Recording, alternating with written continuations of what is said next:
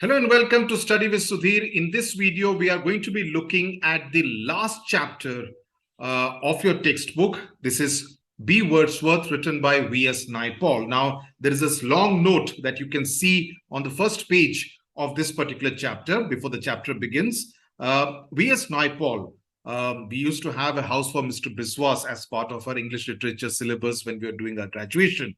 Now, he's a Nobel Prize-winning British writer of Indian origin who was settled in the Caribbean islands, right? So many of his novels are actually set there.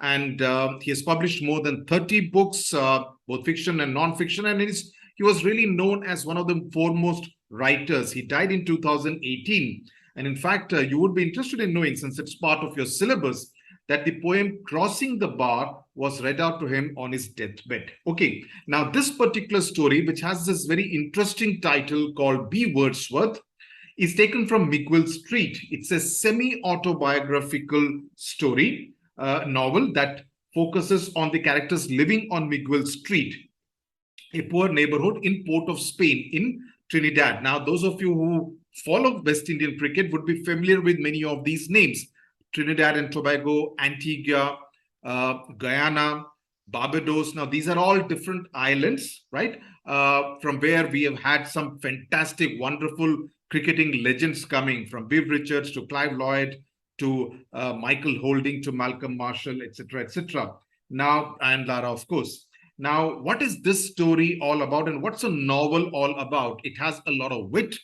It has a lot of innocence. There's a lot of dark humor. There are moments of sadness and tragic kind of feeling. And, in that sense, it kind of touches you in more ways than one. There is an element of humor in which the entire story is related. And I would urge you to read the opening note so that you get an idea about the kind of writer V.S. Naipaul was, and why is this story told in a particular manner. And the story is really the empathy, not sympathy. Empathy that the boy character, the protagonist, the narrator feels for the poet, the so-called poet called B. Wordsworth in this particular story. Okay, so let's get started. This I would urge you to read.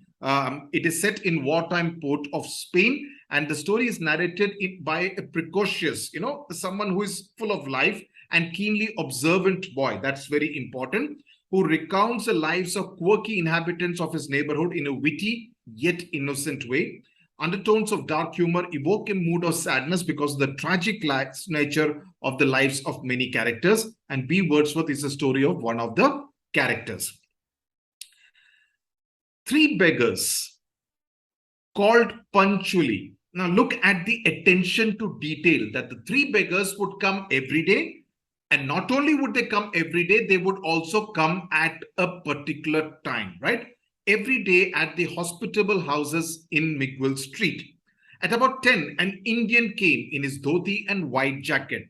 Again, attention to detail. And we poured a tin of rice into the sack that he carried on his back. At 12, an old woman smoking a pipe came and she got a cent, right? At 2 p.m., a blind man led by a boy called for his pennies. So alms would be given in both cash as well as kind, rice as well as some kind of loose change. Sometimes we had a rogue. One day a man called and said he was hungry. Fine, we gave him a meal. He asked for a cigarette and wouldn't go until we had lit it for him. The man never came again. Obviously, he was reprimanded. Usko dant padi hogi. Now, what do these first two paragraphs tell you about the people on Miguel Street? That one, he uses the word hospitable, right? Which means that they were generous by nature, right? They were not miserly. They were used to generosity. The interesting part is about the second paragraph, where they characterize someone else, a fourth person, as a rogue. They don't like it that he wanted that the cigarette should be lit for him, right? The strangest caller came one afternoon at about 4 o'clock. I had come back from school and I was in my home clothes. The man said to me, Sonny, may I come inside your yard? Now, the contrast between the second and the third paragraph is quite interesting. The second paragraph is someone who is demanding, right? I want the cigarette to be lit by people out here in this house.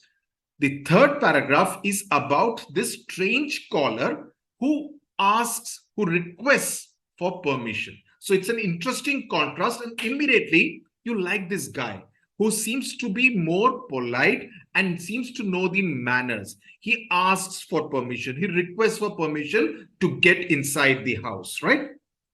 And that is an interesting aspect because he's the title character of this particular story. He was a small man and he was tidily dressed. He wore a hat, a white shirt, and black trousers. Please note down the description of Wordsworth, B. Wordsworth. Okay, that he was a small man. And the interesting part is that the attire of the man is also important because despite being a colonized man from Trinidad, right? He was a native. This was a colony, right? This was a colony of the Europeans. He dressed like his colonizers. He dressed like the Westerners, right? He wore a hat, a white shirt, and black trousers. He spoke good English. We'll come to that later. Let me come to that and then I will explain this later. I asked, what do you want? I want to watch your piece. Now that's a rather strange kind of a request. We had 4 small gru-gru palm trees and they were full of uninvited bees. Please underline uninvited. I will explain that. Gru-gru is a West Indian palm tree with spiny trunk and leaves and edible nuts. Okay, the scientific name of gru-gru, just in case you're interested, not that it really matters, is Acrocomia sclerocarpa. Okay, just in case.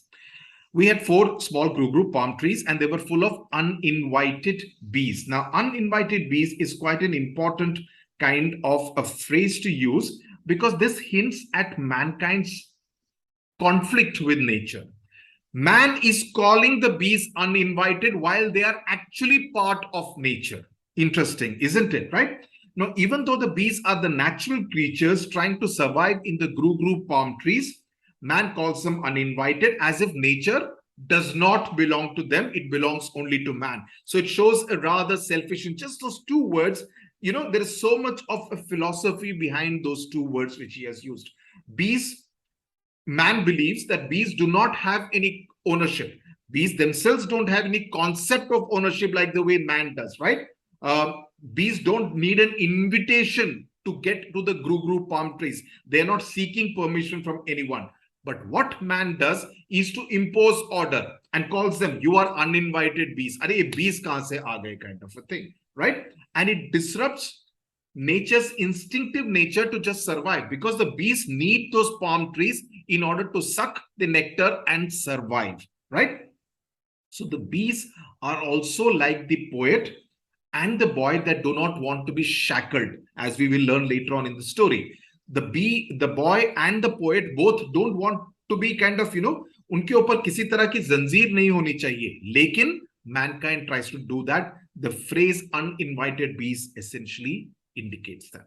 I ran up the steps and shouted, Ma, it have a man outside here. He say he want to watch the bees. My mother came out, looked at the man and asked in an unfriendly way, what do you want? I want to watch your bees. Now that's a strange request. Who would come to say, मेरे को तुम्हारे घर में bees को देखना है, honey bees को. In this case, whatever different kind of bees they are. His English was so good and it did not sound natural, and I could see my mother was worried. This is an important line, the use of good English. Now, before that, I want to talk about the attire. So he dressed like the colonizers. He spoke good English, trying to imitate the English, but it did not seem natural. It did not sound natural, right? Not only in the way of dressing, but also in the manner of his speaking, he seemed to have rejected his native way of speaking, the native dialect. Now, why does the mother look worried? Because it is treated with suspicion by the boy's mother, because even though we know it for a fact, right from the first paragraph, that she was used to generosity, helping the beggars, but the arrival of a man who spoke good English made her a little wary, suspicious, worried, right? She asks her son in the next line, stay here and watch him while he watches the bees. While he watched the bees, right? So it is as if, you know, someone who looks to be educated, speaks good English, even though it doesn't sound natural, must be having some kind of a hidden agenda. कि कुछ तो होगा जिसकी वजह से इस तरह का पहनावा है. He's dressed like this and he's speaking good English, though it doesn't seem very natural, sound very natural. The man said, "Thank you, madam. You have done a good deed today." He spoke very slowly and very correctly, as though every word was costing him money. Costing him money. Interesting, because as we learn later, he's actually a very poor man, right? So this is almost like, you know, he doesn't want to give a, he's very careful in the way he articulates and expresses himself. He spoke very slow. Okay. We watched the bees, this man and I, for about an hour, squatting near the palm tree. Squatting means baitke, and the boy has been given instructions to watch the man as he watches the bees, right? The man said, "I like watching bees." Sony, do you like watching bees? I ain't have the time. Now, the boy says that he does not have the time to watch the bees. The excuse made by the boy is kind of suggesting the clash of contemporary society with the innocence of childhood, because his daily schedule is full of lot of work, and he says, "I don't have the time to sit and watch the bees," because for him this is stupid work. This is very strange kind of work. He has not been exposed to this kind of a life that you can actually see nature at play, nature at work, right? Because bees are very hardworking organisms, right? He shook his head sadly. He said, "That's what I do. I just watch. I can watch ants for days." Have you ever watched ants and scorpions and centipedes and how, I'm not sure how to pronounce it, congeries? Have you watched those? Now, let me just tell you, congeries are long eels found in the waters of the West Indies, EELS. Okay, a kind of a creature. Okay, so he says that I can watch ants. Now, this shows the theme of patience. This shows the theme of perseverance, right? You can kind of keep looking and observing someone else doing work and doing their daily routine, right? So he can quietly absorb the ways of nature. And there is a reason for him doing so. We'll know that in about a couple of paragraphs. He shook his head sadly. He said, "That's what I do. I just watch." I shook my head. What you does do, mister? Now, you see, the English that is spoken by the boy or even by the mother earlier is not entirely perfect English, right?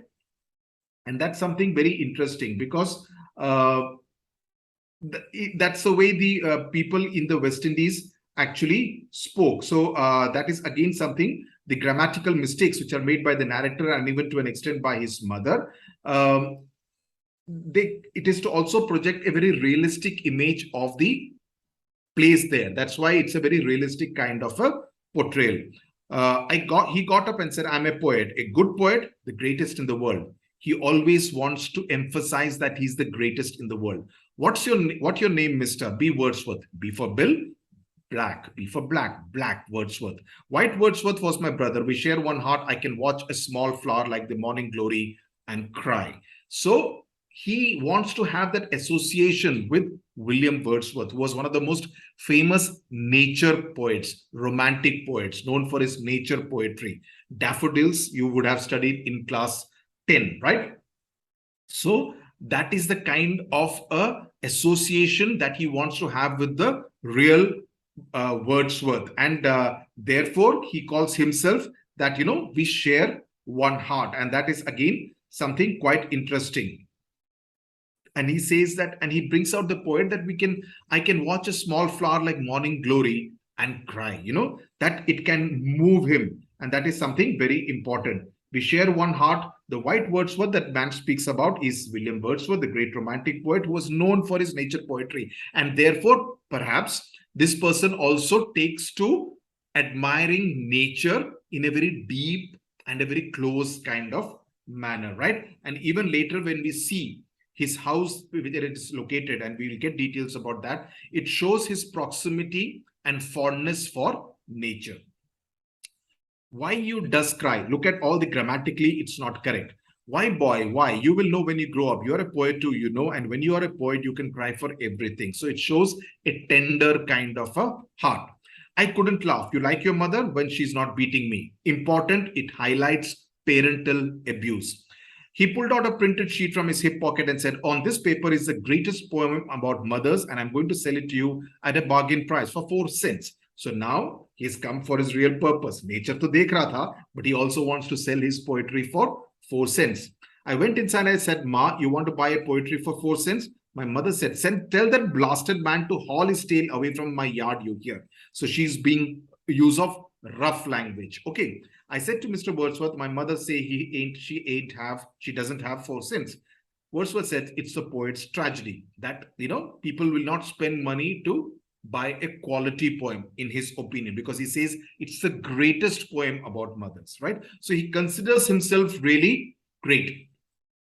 And he put the paper back in his pocket. He didn't seem to mind. I said, it's a funny way to go around selling poetry like that. Only Calypsonians do that sort of thing. A lot of people a lot of people buy when you go and sell poetry like this, because Calypso, if you know West Indies, they are known for their Calypso songs, right?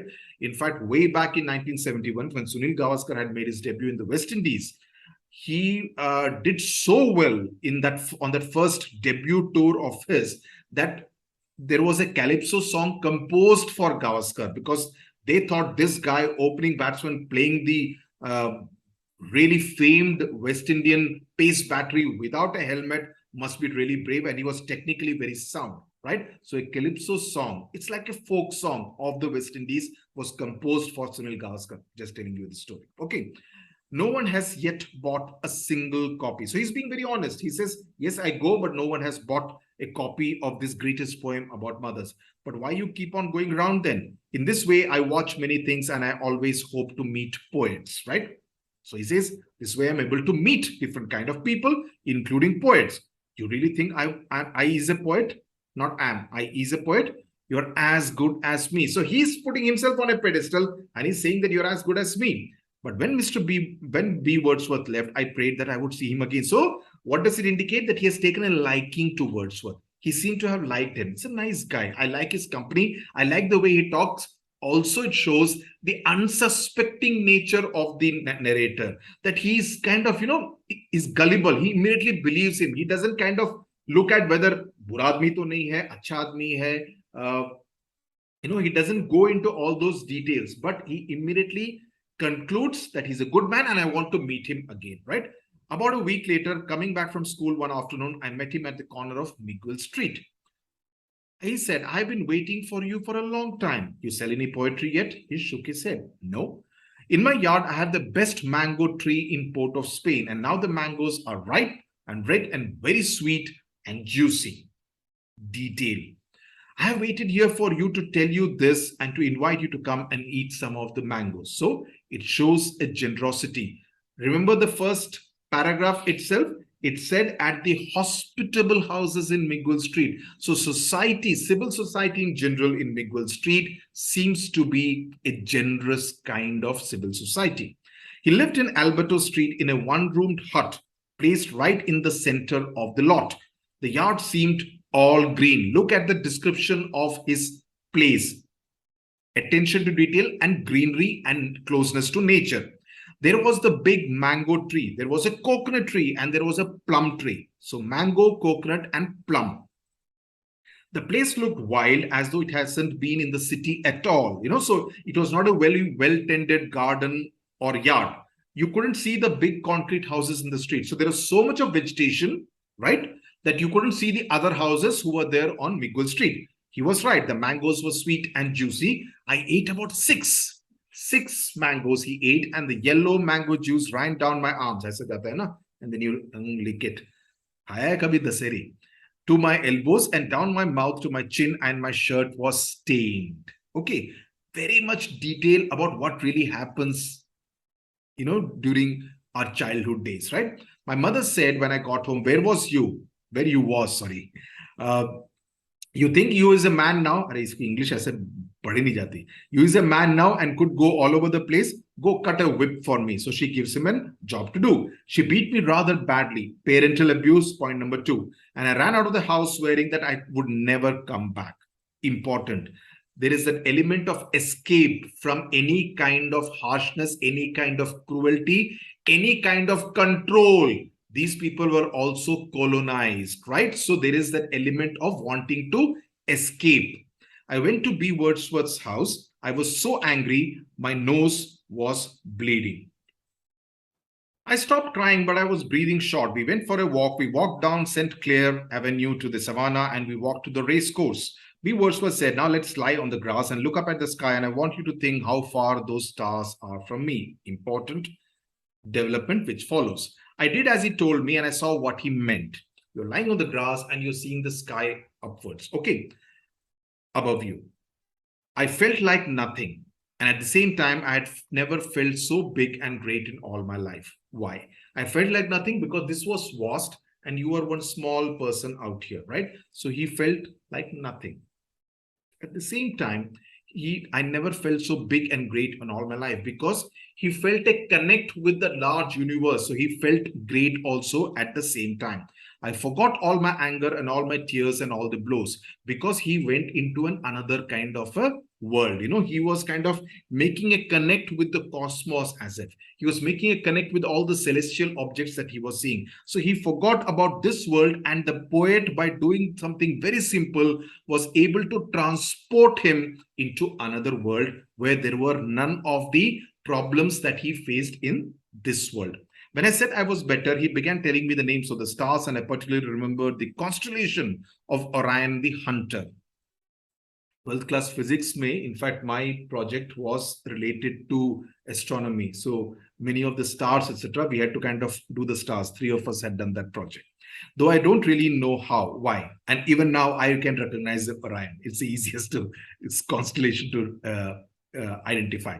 I can spot Orion even today, but I've forgotten the rest. So this shows that the narrator has written this story many years later on, right? So he's talking about today in this one line, and he says that he told me a lot of the constellations on that particular evening. Then a light was flashed in our faces and we saw a policeman. We got up from the grass. The policeman said, "What you doing here?" Wordsworth said, "I have been asking myself the same question for 40 years. Now, this is a rather philosophical plus humorous and witty kind of line. You know, कि तुम क्या कर रहे हो? मैं 40 साल से यही question पूछ रहा हूँ कि what am I doing here? Because he's obviously not able to make two ends meet, because he goes, he's not able to sell his poetry, he's not able to earn any money except one particular way he earns, and that he will talk about later. Okay, so otherwise he's not able to make any money. So he says, मैं भी यही पूछ रहा हूँ कि मैं 40 साल से ये क्या कर रहा हूँ? What am I doing here? Okay, we became friends, B. Wordsworth and I, and he told me that you must never tell anybody about me and about the mango tree and the coconut tree and the plum tree. You must keep that a secret. If you tell anybody, I will know because I am a poet. So he's kind of, putting himself on a superior pedestal, saying that, कि मुझे पता चल जाएगा because मैं poet हूँ. Because I am a poet, I'll come to know everything, almost as if he's some kind of a superpower. And he says that don't tell anyone, because he knows that if he tells anyone, means who? His mother, most obviously, then he will not be allowed to visit there. And he obviously likes this little boy's company. Okay, so he doesn't want to lose that. I gave him my word and I kept it. He didn't break the promise. I liked his little room. It had no more furniture than George's front room, but it looked cleaner and healthier. But it also looked lonely.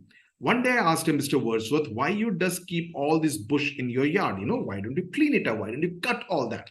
Doesn't it make the place damp? Listen, and I will tell you a story. Once upon a time, a boy and girl met each other and they fell in love. They loved each other so much that they got married. They were both poets. Okay, so two more poets being introduced into the story. He loved words. She loved grass and flowers and trees. They lived happily in a single room, and then one day the girl poet said to the boy poet, we are going to have another poet in the world. That means that she's going to give birth to a baby. But this poet was never born because the girl died and the young poet died within her, right? So she had a miscarriage or whatever. The girl died when she was pregnant. And the girl's husband was very sad, and he said he would never touch a thing in the girl's garden because the girl liked all the vegetation, the trees and the plants out there, the flowers, etc. And so the garden remained and grew high and wild. Now, this is a tale Wordsworth tells to the boy. I looked at Wordsworth, and as he told me this lovely story, he seemed to grow older. I understood the story. So there is something about the story that seems to have touched Wordsworth. And he seemed to have grown older, means that, there is something very, there is a lot of pathos in the way he kind of recounted it, right? We went for long walks together. We went to the botanical gardens and the rock gardens. Nature, nature, nature. Keep underlining. We climbed Chancellor Hill, the name of some neighborhood hill, in the late afternoon and watched the darkness fall on Port of Spain and watched the lights go on in the city and on the ships in the harbor. So you see, everything is about nature, the harbor, the port, the sky, the vegetation, the botanical garden, the rock garden, everything is about nature, right? He did everything as though he were doing it for the first time in his life. He did everything as though he were doing some church rite. So there was an element of almost prayer in the way Wordsworth did. He would say to me, now, how about having some ice cream? And when I said yes, he would grow very serious and say, now, which cafe shall we patronize? Means, which cafe shall we go to? As though it were a very important thing. He would think for some time about it and finally say, I will go and negotiate the purchase with that shop, because obviously he didn't have much money. So negotiate means bargain for a good deal. The world became a most exciting place. It means that the boy liked Wordsworth's company. One day when I was in his yard, he said to me, I have a great secret which I'm going to tell you. Really secret? At the moment, yes. I looked at him and he said to me, I looked at him and he looked at me. He said, this is just between you and me. Remember, I'm writing a poem. Oh, I was disappointed because he thought there was something bigger secret. I writing a poem. He already knew that he was a poet, right? He had already offered to sell his poem about mothers, right? The greatest poem about mothers. So he knew he was a poet. So what was the big secret that he was talking about? So therefore, he was disappointed. He said, but this is a different sort of poem. This is the greatest poem in the world. So you see, he has this habit of putting everything or kind of, exaggerating, hyperbole, everything. I whistled. Wow. He said, I have been working on it for more than 5 years now. I will finish it in about 22 years from now. That is, if I keep on writing at the present rate. Ye lamba race ka ghoda hai. You just write a lot then. Not anymore. I just write one line in a month. But I make sure it's a good line. Okay. So he obviously feels very good about himself. And he has a habit of kind of praising himself, indulging in self-praise. What was last month's good line? He looked up at the sky and he said, the past is deep. Now, that's a really good line. It's a rather philosophical kind of a line. That the past is deep, and it also kind of hints at his past. The past is deep. The past is so deep that the boy doesn't really know about the person's past, about Wordsworth's past, except what he has told him. He doesn't know whether whatever he has told him is the truth or is it all a lie, right? So the past is deep, is quite a meaningful kind of line. It's a beautiful line. Wordsworth said, I hope to distill the experiences of a whole month into that single line of poetry. That, that 1 month's experience should be there in one line. So in 22 years, I shall have written a poem that will sing to all humanity. So he's looking at creating the greatest poem of all times. I was filled with wonder. Our walks continued. We walked along the seawall, nature, at dockside one day, and I said, Mr. Wordsworth, if I drop this pin in the water, you think it will float, right? He said, it's a strange world. Drop your pin and let's see what will happen. The pin sank, right? So artificiality and nature cannot really go together, right? It sinks. Nature needs natural objects. A pin is some kind of a sharp kind of an aberration, right? It's kind of, a pin se kya hota hai? Chupta hai, right? It kind of hurts you, right? So the water doesn't kind of take kindly to that pin, and the pin has to go inside the water, sink inside the water. How is the poem this month? But he never told me any other line. After the past is deep, he didn't tell any more line. He merely said, oh, it comes, it comes. or we would sit on the seawall and watch the liners come into the harbor. But of the greatest poem in the world, I heard no more. I felt he was growing older. How you does live? Because he wants to know how do you make your money. He said, when I nodded, he laughed in a crooked way. He said, I sing calypsos in the calypso season, and that lasts you for the rest of the year. He says, that's enough. But you will be the richest man in the world when you write the greatest poem. He did not reply. One day when I went to see him in the little house, I found him lying on his little bed. He looked so old and so weak that I found myself wanting to cry. Found myself wanting to cry. The poem is not going well, he said, right? He wasn't looking at me. He was looking through the window at the coconut tree, and he was speaking as though I wasn't there. When I was 20, I felt the power within myself. Then almost in front of my eyes, I could see his face growing older and more tired. So you realize that, he was not feeling well. There was obviously poverty, maybe hunger, maybe starvation was kind of having its effect on this man. He obviously didn't have much money despite whatever he said. And then I felt it so keenly. It was as though I had been slapped by my mother. I could see clearly on his face. It was there for everyone to see, death on the shrinking face. So he could see that that man was on his deathbed. He looked at me and saw my tears and sat up. Come. Oh, you can see it too. I always knew that you had the poet's eye, that, he realized that this boy has been able to realize his state, his physical and mental state. He did not even look sad, and that made me burst out crying loudly. It shows a very gentle kind of a heart that the boy has. He pulled me to his thin chest and said, do you want me to tell you a funny story? And he smiled encouragingly at me, but I couldn't reply. He said, when I have finished the story, I want you to promise that you'll go away and never come back to see me. Do you promise? I nodded. Good. Well, listen, that story I told you about the boy poet and the girl poet, do you remember that?